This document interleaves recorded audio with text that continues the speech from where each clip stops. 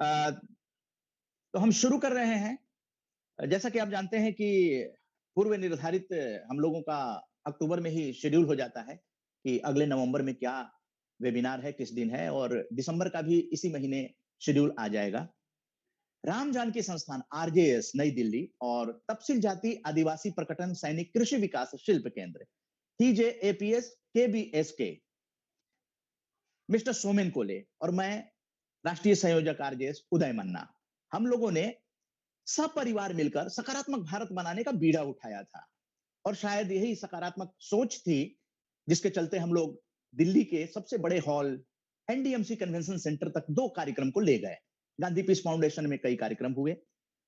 आप सभी का सहयोग अपेक्षित रहता है क्योंकि सकारात्मक भारत बनाना देश सेवा है। ये देश से कनेक्ट करता है। और अगर भारत सकारात्मक होता है तो जो आम लोग हैं, अंतिम लोग हैं, उन तक भी सुविधाएं पहुंचेंगी क्योंकि जो सुविधाएं पहुंचाने वाले लोग हैं, उन लोगों को भी यानी सरकारों को भी सकारात्मक बनाने का ये अभियान है। आम लोगों के साथ हम लोग काम करते हैं, जो मासेज है, जमीनी स्तर से जुड़े हुए जो लोग हैं, सकारात्मक लोग का ही इसमें प्रवेश होता है। और सकारात्मक सॉन्ग से 7 नवंबर जैसा आप जानते हैं कि राष्ट्रीय कैंसर जागरूकता दिवस है। राष्ट्रीय कैंसर जागरूकता दिवस, इस पर हम लोग बातचीत करेंगे कि कैंसर से के लक्षण क्या है, बचाव क्या है और उपचार की जो नई नई विधि है। तो आयुर्वेदिक डॉक्टर और एलोपैथ के डॉक्टर ये भी यहां पर मौजूद रहेंगे।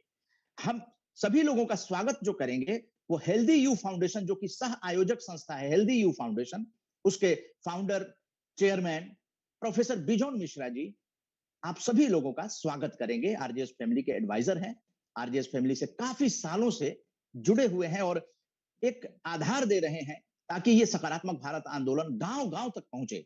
और मुझे उम्मीद है कि आज भी गांव गांव से लोग जुड़ेंगे। लिंक भेज दिया गया है सारे ग्रुपों में। एक और जानकारी देना चाहेंगे कि इसको यूट्यूब पे लाइव स्ट्रीम किया जा रहा है और फेसबुक और आरजेएस के 21 सभी ग्रुपों में वो लिंक भेज दिया गया है, जिसमें कि वो लोग अगर लाइव यहां पर नहीं जुड़ सकते हैं तो वो वहां पर आपकी बातों को सुन सकते हैं। तो सारे ग्रुपों में यानी कि पूरे भारत को कवर करने का प्रयास 7 नवंबर 2021 को आरजेएस के राष्ट्रीय वेबिनार में किया गया है। अब आइए पॉजिटिव सॉन्ग से शुरू करते हैं और उसके बाद हम लोग सबसे पहले दीपा भूषण जी, जो कि आज की मॉडरेटर हैं, और उनको हम आमंत्रित करेंगे पॉजिटिव स्पीकर के रूप में। और उसके बाद अन्य पॉजिटिव स्पीकर्स आएंगे। उसके बाद ये माइक जो है हैंड ओवर कर दिया जाएगा दीपा भूषण जी, जो कि एंकर हैं और शिक्षिका भी हैं। पॉजिटिव सॉन्ग, आरजेएस का पॉजिटिव सॉन्ग।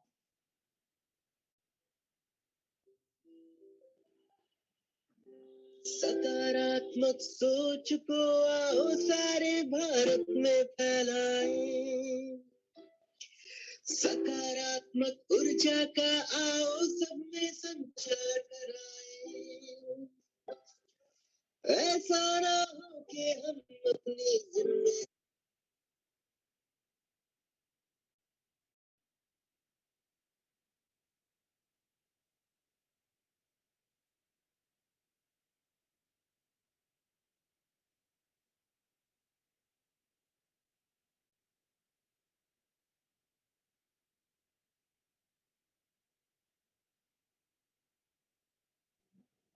आवाज तो नहीं आ रही है।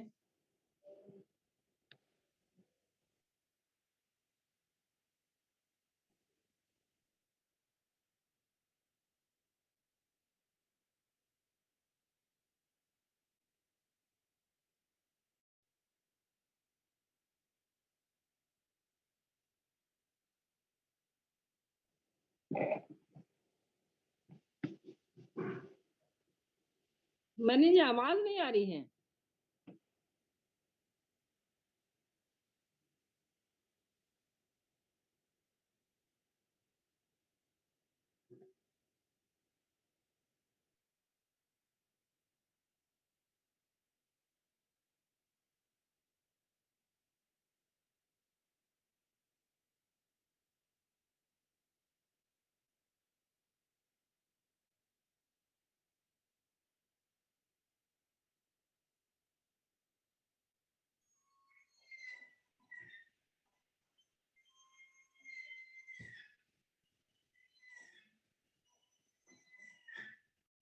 मेरी आवाज आ रही है?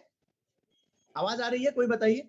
हाँ जी, अभी आ रही है, अभी आ रही है, बीच में नहीं आ अच्छा, रही चलिए। थी।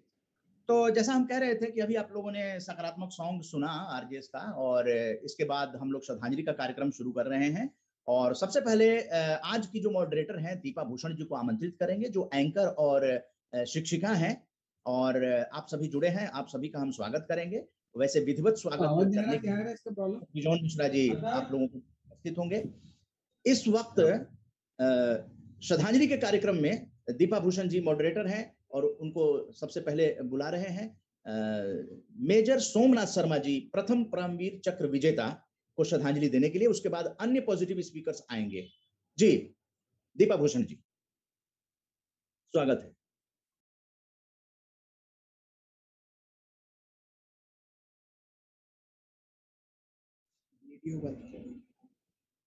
दीपा भूषण जी, आप।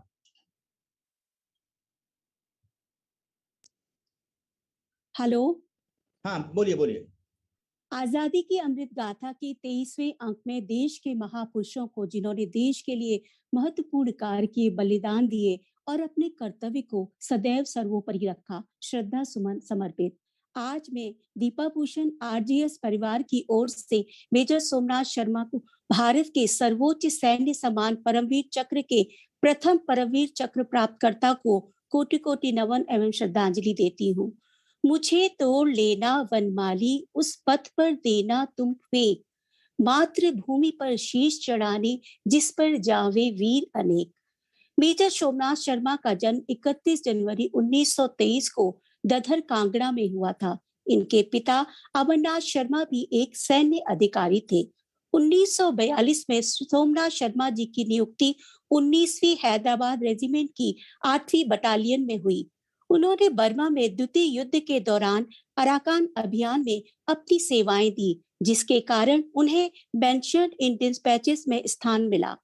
इन्होंने 1947 के भारत पाक युद्ध भी लड़े और 3 नवंबर 1947 को श्रीनगर विमान क्षेत्र से पाकिस्तानी घुसपैठियों को बेदखल करते समय वीर गति को प्राप्त हो गए। इनके युद्ध क्षेत्र में इस साहस के कारण मरणोपरांत मेजर शर्मा को परमवीर चक्र मिला था। पाकिस्तान द्वारा 22 अक्टूबर 1947 को कश्मीर घाटी में आक्रमण के जवाब में भारतीय सेना के सैनिकों का एक बैच तैनात किया गया। 31 अक्टूबर को कुमाऊं रेजिमेंट की 4थी बटालियन की डी कंपनी सोमनाथ शर्मा की कमान तहत श्रीनगर पहुंची थी।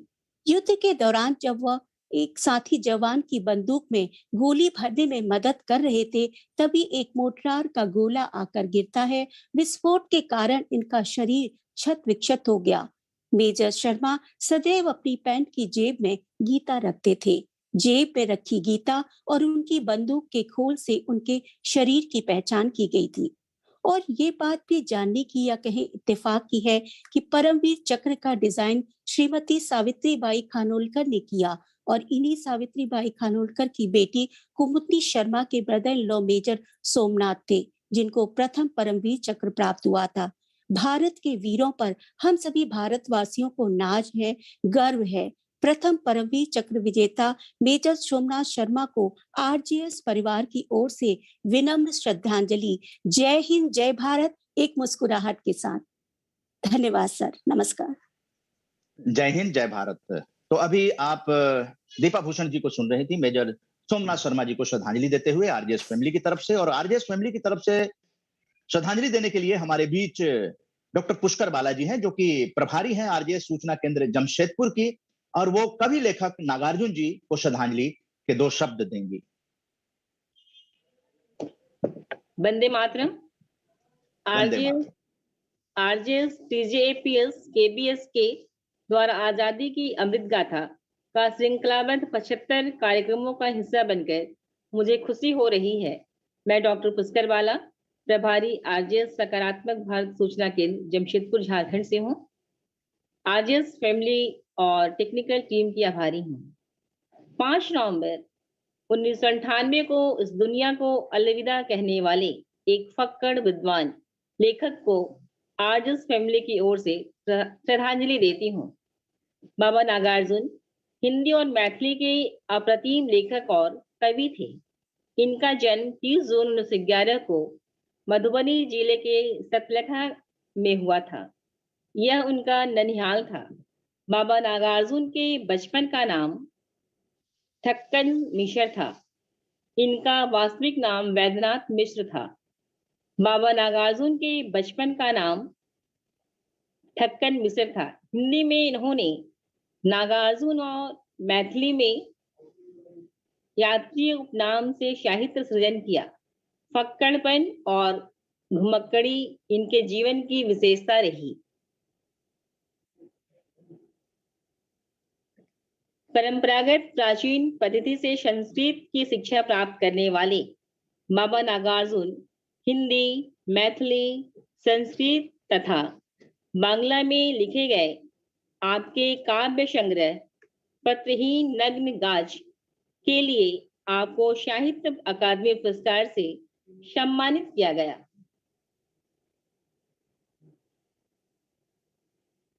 आर्यस फैमिली की ओर से श्रद्धांजलि के रूप में मैं उनकी एक मार्मिक कविता सुनाना चाहती हूँ, जो उन्होंने अकाल और उसके बाद की स्थिति को हूबहू बयान किया है। कई दिनों तक चूल्हा रोया, चक्की रही उदास, कई दिनों तक कानी कुतिया सोई उनके पास, कई दिनों तक लगी भीत पर छिपकलियों की गश्त, कई दिनों तक चूहों की भी हालत रही शिकस्त। दाने आए घर के अंदर कई दिनों के बाद, धुआं उठा आंगन से ऊपर कई दिनों के बाद, चमक उठी घर भर की आंखें कई दिनों के बाद, कौवे ने खुजलाई आंखें कई दिनों के बाद। जय हिंद, जय भारत। धन्यवाद डॉक्टर पुष्कर बालाजी। आप प्रभारी हैं आरजे सकारात्मक भारत सूचना केंद्र जमशेदपुर की। और अब आरजे सकारात्मक भारत सूचना केंद्र पटना के प्रभारी ओम प्रकाश झुनझुनवाला जी, जो साधक हैं, उनको आमंत्रित करते हैं, जो धन्वंतरी भगवान जी के नाम पर आरजेएस का राष्ट्रीय सम्मान घोषित किया है और धन्वंतरी जी को श्रद्धांजलि भी देनी है। तो आइए साधक ओम प्रकाश झुनझुनवाला जी पटना से।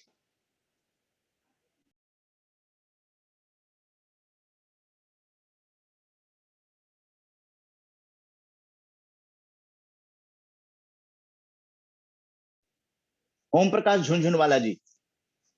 म्यूट हो गया। जी, जय हिंद, वंदे मातरम। वंदे मातरम। आज मैं अपने सामने देख रहा हूँ विद्वत जनों को और अपने समस्त आरजेएस भाई बहनों को, और मुझे खुशी हो गई है श्रद्धांजलि देने के अवसर पाकर आप लोगों से डॉक्टर यूपी सिन्हा को याद करने का मौका मिला है। और देववेद प्रथम देववेद से भी आपका हमारा परिचय दिलाने का मौका मिला है। ये कहानी बहुत लंबी है, यह आज के प्रासंगिक है इनको शब्दों को याद करना और श्रद्धांजलि करना, इसलिए कि हम कैंसर के विकराल रूप के बारे में चर्चा करते हैं। भगवान धन्वंतरी जी का जन्मदिन धनतेरस को मनाया जाता है। ये अविवादित दिन है उनके जन्मदिन का। वैसे वे आए धरती पर मानव चिकित्सा के लिए, वो काशी नरेश के पुत्र बनकर, काशी नरेश के पुत्र बनने के कारण के बाद उन्होंने यहाँ आए देश में, हमारे देश में आयुर्वेद चिकित्सा का उन्होंने आरंभ किया, जो आज तक चल रही है। उनके प्रथम चिकित्सक ने काशी में आयुर्वेद का विद्यालय बनाया। उस विद्यालय से शिक्षा का कर्म, आयुर्वेद शिक्षा का कर्म चला। आप के साथ यूपी सिन्हा भी पहले चिकित्सक हैं, मानव चिकित्सक हैं, सर्जरी के पटना बिहार मेडिकल कॉलेज के, जिन्होंने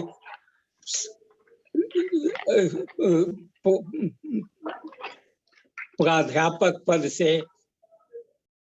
रिटायर किया और उन्होंने अपनी चिकित्सा पद्धति में अंग्रेजी चिकित्सा पद्धति के ये पहले भारतीय चिकित्सक सर्जरी के पटना में हुए। आपने अपने इस कार्य को करने में आयुर्वेद को पीछे नहीं छोड़ा। वो आपके जहन में आयुर्वेद के सिद्धांत रहे। आयुर्वेद का आपने सम्मान किया और आयुर्वेद की चिकित्सा के सिद्धांतों का जो आरंभिक थे उन्होंने आपने माना कि अमीर और गरीब की चिकित्सा में कोई कमी नहीं की जाएगी, उस दोनों को बराबर चिकित्सा करना चाहिए। चिकित्सा मुफ्त नहीं होती है, इसका कारण अनुभव से पता चलता है कि जो भी चिकित्सा हम करते हैं वो मुफ्त नहीं होता है। जिसकी चिकित्सा करते हैं वो मुझे आपके कृतज्ञ होता है, कभी भूलता नहीं है और बराबर मदद के लिए तैयार होता है, इस जन्म में भी और अगले जन्म में भी। इसका अनुभव मुझे भी प्राप्त है। आयुर्वेद और होम्योपैथिक और एलोपैथिक कोई भी चिकित्सा पद्धति का एक ही उद्देश्य है कि रोग को निरोग किया जाए, भयंकर होने से बचाया जाए। इस काम में सबकी का योग देखकर हमें बहुत खुशी हो गई है कि हम उनको आज याद कर रहे हैं। उनको हम धन्यवाद देते हैं और आरजेएस परिवार की तरफ से और संकल्प लेते हैं कि अब हम लोग गुट विभेद नहीं करेंगे, हम चिकित्सा विभेद नहीं करके सभी तरह के चिकित्सक एकजुट होकर कैंसर के विरुद्ध अभियान को सकारात्मक अपनी सोच के साथ दूर करेंगे। जय हिंद, वंदे मातरम। वंदे मातरम। तो अभी आप ओम प्रकाश झुनझुनवाला जी से सुन रहे थे, जो कि आरजेएस राष्ट्रीय सम्मान के भेंटकर्ता भी हैं। धन्वंतरी जी के नाम पे आपने अवार्ड घोषित किया है और आज हम लोग आयुर्वेद के जनक धन्वंतरी जी को श्रद्धांजलि दे रहे हैं आरजेएस के इस वेबिनार में 7 नवंबर 2021 को। और अब सीधे इंदौर चलते हैं। प्रेम प्रभा झा जी जो शिक्षिका हैं सेवानिवृत्त, उनको आमंत्रित करते हैं वैज्ञानिक चंद्रशेखर वेंकटरामन जी को श्रद्धांजलि देने के लिए। प्रेम प्रभा झा जी फ्रॉम इंदौर, मध्य प्रदेश। नमस्कार सर। नमस्कार। मैं आरजेएस भेंटकर्ता प्रेम प्रभा झा, रिटायर्ड शिक्षिका, मध्य प्रदेश इंदौर से सकारात्मक भारत आंदोलन आजादी की अमृत गाथा के 23वें वेबिनार में श्रृंखलाबद्ध कार्यक्रम राष्ट्र प्रथम भारत एक परिवार विश्व एक घर, इस कार्यक्रम से जुड़े सभी का आभार। मैं सभी स्वतंत्रता सेनानियों को श्रद्धांजलि अर्पित करती हूँ और चंद्रशेखर वेंकटरमन जी को भी विनम्र श्रद्धांजलि। अब मैं चंद्रशेखर वेंकटरमन जी के बारे में 2 शब्द बोल रही हूँ। उनका जन्म तमिलनाडु के त्रिचनापल्ली में 7 नवंबर 1888 को हुआ था। उनके पिता का नाम चंद्रशेखर अय्यर और माता का नाम पार्वती था। वे अपने माता पिता के दूसरे नंबर की संतान थे। रमन जी का विज्ञान और अंग्रेजी साहित्य की पुस्तकों का परिचय बहुत छोटी उम्र में हो गया था। उनके पिता भौतिक विज्ञान और गणित के प्रवक्ता थे। उनके पिता वीणा वादक थे। वे घंटों पिता को बजाते हुए देखते रहते थे। प्रारंभ से ही बेहतर शैक्षिक वातावरण मिला। उन्हें समय समय पर पुरस्कार और छात्रवृत्तियां भी मिलती रहीं। उन्हें भौतिक विज्ञान में गोल्ड मेडल मिला। उनका शोध पेपर 1906 में पत्रिका में प्रकाशित केवल 18 वर्ष की आयु में हुआ। उनका विवाह 1907 को लोक सुंदरी से हुआ था। उनके 2 पुत्र थे। उन्होंने कलकत्ता में प्रयोगशाला में अपना अनुसंधान जारी रखा। हर सुबह दफ्तर जाने से पहले प्रयोगशाला में पहुंच जाते। दफ्तर से वापस आने के बाद फिर प्रयोगशाला में पहुंच जाते। उन्होंने रमन इफेक्ट पर अन्वेषण किया। उन्होंने कहा प्रकाश ऊर्जा की कुछ मात्रा अंतःक्रियात्मक अणुओं को दान कर देता है, जिससे रंग में परिवर्तन होता है। यह रमन प्रभाव के रूप में जाना जाता है। इस खोज के लिए उन्हें नोबेल पुरस्कार से सम्मानित किया गया था। इस दिन विज्ञान दिवस के रूप में मनाया जाता है। ये खोज 28 फरवरी 1928 को किया गया था। इस रमन स्पेक्ट्रोस्कोपी का प्रयोग प्रयोगशाला में अणुओं की पहचान करने और जीवित कोशिकाओं का विश्लेषण करने के लिए किया जाता है। उन्होंने स्टील की स्पेक्ट्रम प्रकृति, स्टील डायनेमिक्स के बुनियादी मुद्दे, हीरे की संरचना, गुणों के अनेक रंग दीप्त पदार्थों के प्रकाशी आचरण पर शोध किया। उन्होंने पहली बार तबले, मृदंग, हारमोनिक की प्रकृति की खोज की थी। उन्हें भारत रत्न से भी सम्मानित किया गया था। 1948 में इंस्टीट्यूट ऑफ साइंस से सेवानिवृत्त हुए। बाद में उन्होंने बेंगलोर में रमन रिसर्च इंस्टीट्यूट की स्थापना की। 21 नवंबर 1970 को बेंगलोर में 82 वर्ष की आयु में उनका स्वर्गवास हो गया। जय हिंद, जय भारत। जय हिंद, जय भारत। प्रेम प्रभा झा जी फ्रॉम इंदौर, मध्य प्रदेश, रिटायर्ड शिक्षिका, आपका बहुत बहुत धन्यवाद कि श्रद्धांजलि के कार्यक्रम में आप लगातार जुड़ती हैं। अब सीधा आरजे सकारात्मक भारत सूचना केंद्र जमशेदपुर से जुड़ी हुई ममता रानी जी की तरफ मुखातिब होते हैं और उनसे जानते हैं आदि क्रांतिकारी, जिन्होंने सशस्त्र क्रांति के पितामह भी आप कह सकते हैं। इस आजादी की लड़ाई में सबसे पहले शस्त्र उठाकर और सेना बनाकर जिस तरह से अंग्रेजों पर हमलावर हुए थे, वो थे वासुदेव बलवंत फड़के। ये नई पीढ़ी तक जानकारी जानी चाहिए कि आदि क्रांतिकारी कौन थे, और इसको बताने के लिए आ रही हैं ममता रानी जी फ्रॉम जमशेदपुर, झारखंड।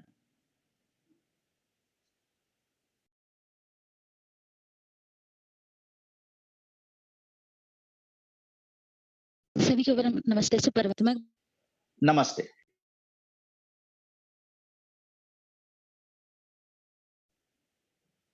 हाँ बोलिए ममता जी। Hello sir.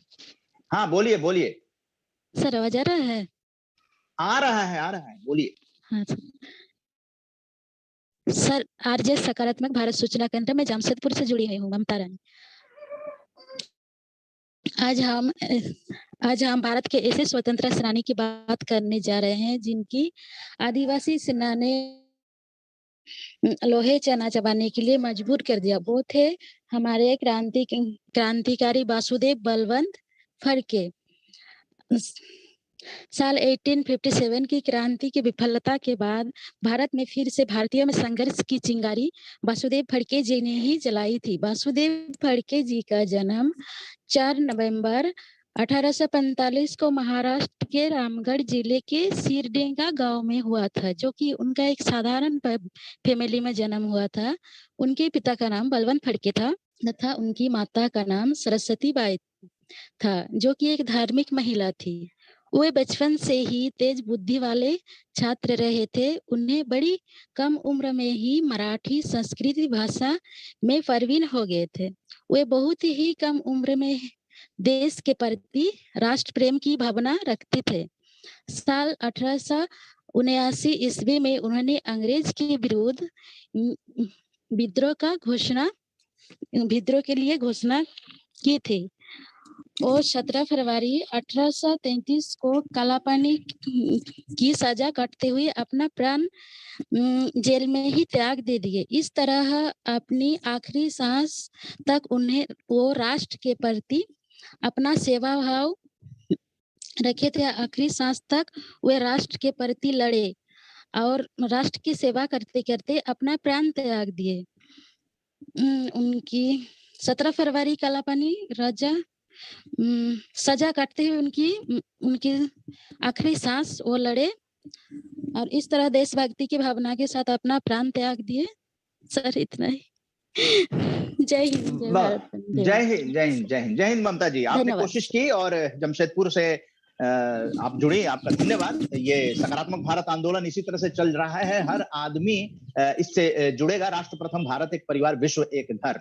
और अब सीधा हम चलते हैं रुचि झा जी के पास, जो कि रुचि झा जी, आप जानते हैं लाल बाल पाल में पाल जो शब्द आता है वो बिपिन चंद्र पाल स्वतंत्रता सेनानी के लिए आता है। और रुचि झा जी शिक्षिका हैं डीएवी ग्रुप में और उनको आमंत्रित करते हैं रुचि झा जी। बिपिन चंद्र पाल जी को श्रद्धांजलि देते हुए आरजेएस फैमिली की तरफ से 2 शब्द। रुचि Jha ji. Good morning everyone, सभी को नमस्ते। मेरे डीएवी में सभी को नमस्ते कहने के लिए सिखाया जाता है। हम आज आजादी की खुशबू महसूस करते हैं और आजादी का स्वाद भी चख रहे हैं, पर हमें सोचना है कि इस आजादी के लिए हमने क्या खोया। हजारों लाखों क्रांतिकारी हमारे इस आजादी में को पाने के लिए हमारे बीच से चले गए, और उनमें से ही एक बहुत ही उत्कृष्ट नाम है बिपिन चंद्र पाल। बचपन से हम सुनते आ रहे हैं लाल बाल पाल, लाल हम बोलते हैं लाला लाजपत राय के लिए बाल बाल गंगाधर तिलक और पाल बिपिन चंद्र पाल। इन तीनों की एक तिगड़ी थी और उस तिगड़ी ने अंग्रेजी हुकूमत की चूल्हे हिला दी थी। 1905 के बंगाल विभाजन का आंदोलन हो या फिर कुछ और हो, हर में उन्होंने बहुत ही अच्छा जो है अपना योगदान दिया था।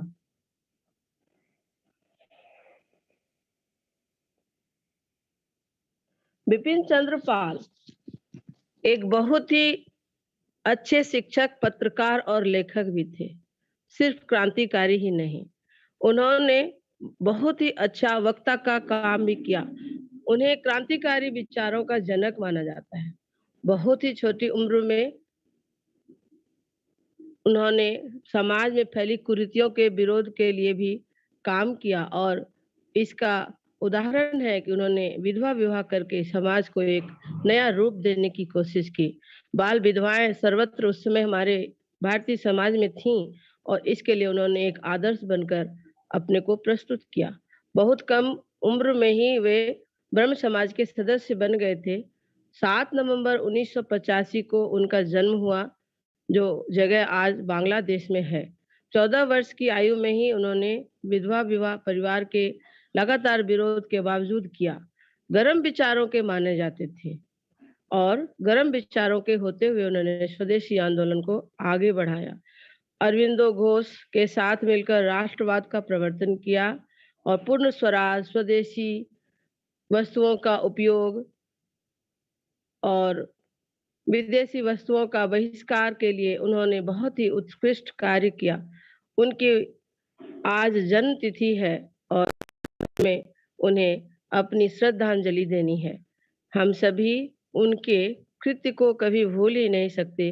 जो आदर्श उन्होंने हम सबों के बीच दिया है, हमें उस आदर्श पर चलना चाहिए। लंदन में भी उन्होंने बहुत से कार्य किए। वहाँ उन्होंने स्वराज पत्रिका का प्रकाशन प्रारंभ किया था, लेकिन बाद में जब उन्हें बहुत सारी परेशानियों का सामना लंदन में करना पड़ा, तो इस विचारधारा से अपने को अलग कर लिया और सकारात्मक जीवन जीने लगे। अरविंदो घोष के खिलाफ गवाही नहीं देने के विरुद्ध के कारण उन्हें 6 महीने की सजा भी हुई। 20 मई 1932 को इस महान क्रांतिकारी का कोलकाता में निधन हुआ। 1922 के आसपास उन्होंने अपने को क्रांतिकारी आंदोलन से अलग कर लिया था। ऐसे महान सपूत को हम सभी आरजेएस फैमिली, सिर्फ आरजेएस फैमिली ही नहीं, पूरी भारतीय संस्कृति और भारतीयों को, संपूर्ण भारतीय समाज को उनको नमन करना चाहिए, उनको श्रद्धांजलि देनी चाहिए। मैं भी उनको अपनी श्रद्धांजलि देती हूँ, और अंत में मैं अपना पूर्ण विवरण देना चाहती हूँ। मैं रुचि झा, डीएवी सिमडे का झारखंड जोन बी में केमिस्ट्री की टीचर हूँ, और मुझे आज बहुत बहुत अच्छा लगा कि मुझे इस तरह से इस वेबिनार में शामिल होने का मौका मिला। आप सभी गुरुजनों, बड़ों को मेरा सादर नमन, नमस्कार, और आगे भी मुझे इस तरह मौका देते रहे, मैं सहर्ष से स्वीकार करती हूँ। धन्यवाद। धन्यवाद। और वंदे मातरम रुचि झा जी। वंदे मातरम सर जी। और यहाँ पर यह जानना भी जरूरी है कि आरजेएस फैमिली जब हम लोग कहते हैं, तो आरजेएस फैमिली का मतलब होता है राष्ट्र प्रथम, भारत एक परिवार, विश्व एक घर। तो सभी आरजेएस फैमिली हैं, और यही वैचारिक क्रांति जो है भारत में पहली बार आरजेएस ने शुरू किया है, और तमाम गांव, शहर, महानगर सभी लोगों को जोड़ रहे हैं। और 7 समुद्र पार जिन्हें कहा जाता है, जिन्हें हम कहते हैं बाहर के विदेशी कहते हैं, भारतीय मूल के जो एनआरआई हैं, वो भी आरजेएस से जुड़े हुए हैं। तो रुचि झा जी, आपका धन्यवाद विपिन चंद्र पाल जी को आरजेएस फैमिली की तरफ से श्रद्धांजलि देने के लिए। और अब दिल्ली लौटते हैं, और इशाक खान जी जो दूरदर्शन से जुड़े हुए हैं, दूरदर्शन के स्टाफ हैं, उनको आमंत्रित करते हैं देशबंधु चितरंजन दास जी, स्वतंत्रता सेनानी को श्रद्धांजलि देने के लिए। मोहम्मद इशाक खान जी। वंदे मातरम। नमस्कार। वंदे मातरम। ये हम सब के लिए बहुत ही खुशी की बात है कि आज एक बार फिर से हम सब इकट्ठा हुए हैं और इसका पूरा श्रेय आरजेएस मंच को जाता है। मंच का भी हम नमन करते हैं। और जैसा कि अभी रुचि झा ने बंगाल और अरविंद घोष, ब्रह्म समाज, इन सब की यादें ताजा कर दी, तो वहीं से हम इस प्रसंग को लेना चाहेंगे। चित्तरंजन दास जी के जो पिताजी थे वो भी ब्रह्म समाज से ही जुड़े हुए थे और वो भी एक बहुत ही नामी गिरामी वकील थे, बैरिस्टर थे। कहा जाता है साथियों कि हमें जो संस्कार घर से मिलते हैं या फिर हम अपने दोस्तों से, अपने आसपास के परिवेश से सीखते हैं, कुछ अपनी शिक्षा दीक्षा से हासिल करते हैं, वही आगे चल करके फलीभूत होते हैं। और चित्तरंजन दास जी के बारे में भी ऐसा ही सब कुछ साबित होता है। ये 1908 के आसपास की बात है। उस वक्त क्रांतिकारी एकजुट हो चुके थे और एक वहां पर कोलकाता में मजिस्ट्रेट अंग्रेज था, मिस्टर किंग्सफोर्ड, जो क्रांतिकारियों को पकड़े जाने के बाद उन्हें बड़ी मतलब अजीब तरीके से सजा देता था और उसकी ये मंशा थी कि अगर एक अंग्रेज मारा जाता है तो वहां पे 10 भारतीयों को फांसी पे चढ़ा देनी चाहिए, उसकी ये मांग थी। सब इकट्ठा हुए क्रांतिवीर, जिसमें कि चित्तरंजन दास बोस भी थे, अरविंद घोष भी थे सारे, और उसमें जो ग्रुप लीडर थे और अरविंद घोष जी थे। तो उन्होंने एक ग्रुप तैयार किया और सबसे पहले उन्होंने ये सोचा कि हम क्यों न इस क्रूर अंग्रेज को ही हम खत्म करें। टीम बन गई, वहां तक पहुंचे और उन्होंने घटना को अंजाम दिया। लेकिन इत्तेफाक देखिए कि उसमें वो अंग्रेज नहीं था, कुछ दूसरे ही सदस्य उसमें थे। घटना घट चुकी थी। अब खुदीराम बोस जी को और इसके लिए प्रफुल्ल चंद जी को वहां भेजा गया था और उन्होंने इसकी हामी भरी थी। लेकिन जब खुदीराम बोस पकड़ लिए गए, उन्हें जेल की सजा हुई, लेकिन प्रफुल्ल चंद जो थे उन्होंने अपने आप गोली मार ली और वहीं पर शहीद हो गए। और बात अब अरविंद घोष की आई, तो अरविंद घोष के लिए अब केस कौन लड़े, मुकदमा कौन लड़े। लेकिन एक बात हम सबको याद रखना चाहिए दोस्तों, कि उन दिनों डॉक्टर भी एक क्रांतिकारी था, उसका मकसद सामने देश की आजादी। शिक्षक भी एक क्रांतिकारी था, उसके सामने मकसद देश की आजादी। किसान भी एक क्रांतिकारी था, उसके सामने मकसद देश की आजादी। आज हम सब के सामने मकसद कई तरह के हैं और उसमें हम सब सफर भी कर रहे हैं, लेकिन इसी के बीच से हम सकारात्मक रास्ता और सकारात्मक भावना को बल देते हुए आरजेएस मंच से आगे बढ़ रहे हैं। ये हम सब के लिए सौभाग्य की बात है और मन्ना जी के इस प्रयास को हम सैल्यूट करते हैं, सलाम करते हैं। और इस तरीके से जब चित्तरंजन दास बोस जी ने अरविंद घोष की लड़ाई लड़ी, उस वक्त उनकी आर्थिक स्थिति कुछ ठीक नहीं थी। बताते हैं कि उन्हें अपनी घोड़ा गाड़ी तक बेचना पड़ गया था और 10 महीने की जद्दोजहद के बाद जब अरविंद घोष जेल से निकले, उन्होंने कृतज्ञता अर्पित की और कहा कि चित्तरंजन दास, आप सभी क्रांतिकारियों में हमारे बड़े ही अजीज हैं और हम आपको सलाम करते हैं। इस तरीके से इन छोटी छोटी बातों को भी आज हम किस तरीके से लेकर के चलते हैं, जबकि हमारे सामने इन क्रांतिवीरों का इतना बड़ा उदाहरण हमारे सामने होता है। हम सब देखते हैं, आने वाली पीढ़ी को अगर हम इनके बारे में बताएं, क्योंकि आज वो संसाधन शायद नहीं रहे। ठीक है, नेट है, नेट पे हम सब कुछ देख लेते हैं, सब कुछ पढ़ लेते हैं, हर चीज की जीवनी हम जान लेते हैं, लेकिन जो एक संस्कार के माध्यम से, जो एक परिवेश के माध्यम से, जो इस तरीके के मंच के माध्यम से जो हमें भाव मिलते हैं, वो अन्यत्र नहीं मिल सकते। इसलिए हम आज एक बार फिर से उन वीरों के साथ साथ चित्तरंजन दास जी को और अन्य को भी श्रद्धांजलि अर्पित करते हैं, खास तौर से इस मंच की ओर से। और आप सभी श्रोताओं का, आप सभी दोस्तों का, मित्रों का हम धन्यवाद ज्ञापित अर्पित करते हैं, खास तौर से मन्ना जी के साथ मिल करके, क्योंकि उनका और हमारा साथ लगभग 1987-88 से है और हम सब साथ साथ चले आ रहे हैं। मन्ना जी ने न जाने कैसे कैसे दिन देखे हैं आकाशवाणी में रहते हुए, कौन कौन से मुसीबतें झेली हैं। आज इस हद तक बैठा है कि आज इस तरह से आज वो स्थापित हो चुके हैं कि आज उन्हें दुनिया जान रही है, एनआरआई जान रहे हैं, पूरा राष्ट्र जान रहा है। इस गौरव के लिए उन्हें बधाई और स्वयं भी हम गर्वान्वित हो रहे हैं कि हम आरएस मंच से जुड़े हुए हैं। नमस्कार, जय हिंद, वंदे मातरम। वंदे मातरम। इशा खान जी, आपने बहुत ही अपनी भावनाओं को आरजेएस फैमिली तक लाने में सफल रहे हैं निश्चित रूप से, और देशबंधु चित्तरंजन दास जी के जीवन और व्यक्तित्व और कृतित्व के बारे में जो बताया है वो अब विरले ही बताते हैं लोग। और ये भी बताना चाहेंगे कि हम लोग वेबिनार से पहले इन महापुरुषों पर अलग अलग राज्यों से जो वीडियो आती हैं, इशा खान जी की भी वीडियो आई थी, ये सभी चीजें यूट्यूब पे आरजेएस के जो यूट्यूब चैनल है उस पर ये अपलोड कर दिया जाता है। तो इस तरह से हम लोग जो ये आजादी की अमृत गाथा है वो कर रहे हैं, और आप 24वें अंक में आज 7 नवंबर 2021 को उपस्थित हैं। आगे और भी कुसुम प्रसाद जी, गायक भूपेन हजारिका जी को श्रद्धांजलि देने के लिए नाम अंकित है। कुसुम प्रसाद जी, बाकी और भी नाम है। जमुनालाल बजाज जी पे भी श्रद्धांजलि है। कुसुम प्रसाद जी का नाम अनाउंस किया गया है, अगर वो जुड़ी हैं तो आ जाइए। और हम लोगों ने अभी 7 महापुरुषों को श्रद्धांजलि दी है।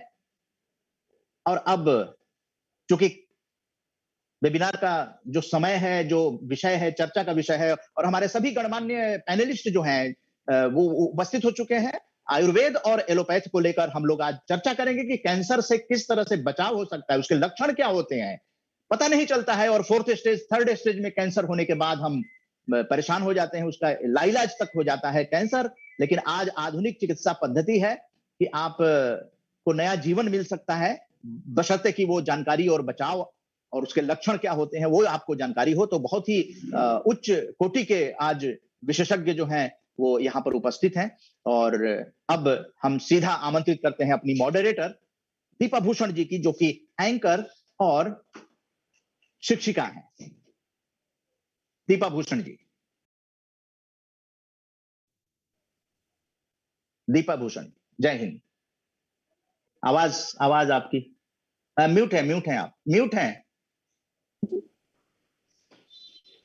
जी, म्यूट हैं।